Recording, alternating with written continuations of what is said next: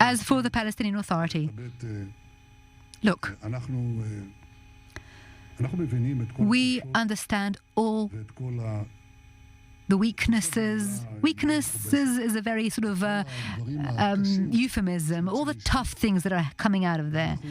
And we don't ignore them. The fact that they are paying murderers, the fact that they educate their children to hatred of Israel, and then unfortunately to murdering Jews, and ultimately to the destruction of the state of Israel. It's not even ultimately. That's what they do there. The fact that Abu Mazen, 50 days after the massacre, has yet to apologize. And Jibril Rajoub, one of the senior ranking officers in the Palestinian Authority, says the same should happen in the West Bank, in Judea and Samaria.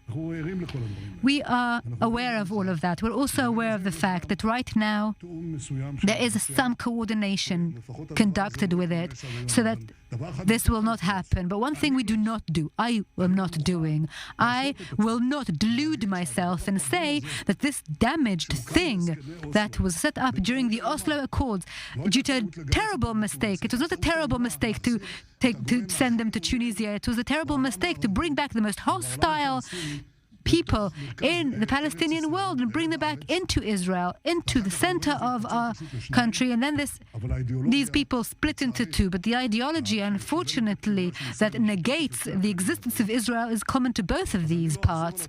So I will not repeat this mistake and take this PA and put it back in Gaza, and we'll get the same thing. Instead of having a revision, instead of having a change, instead of the investment in Japan after the victory, instead of what happened in Germany after we were victorious over the Nazis, just like the Arab world changed and is changing in important countries, we will reinstate the same entity that has not been reformed, that has not undergone any change into Gaza?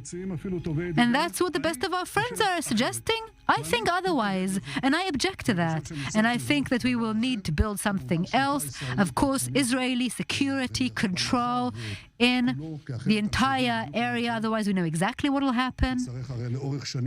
We will, of course, for years have to ensure that another terror organization will not be bred there, but they will have to undergo a completely different process, and the PA, the Palestinian Authority, has failed in that. It doesn't educate for peace, it educates for the destruction of Israel.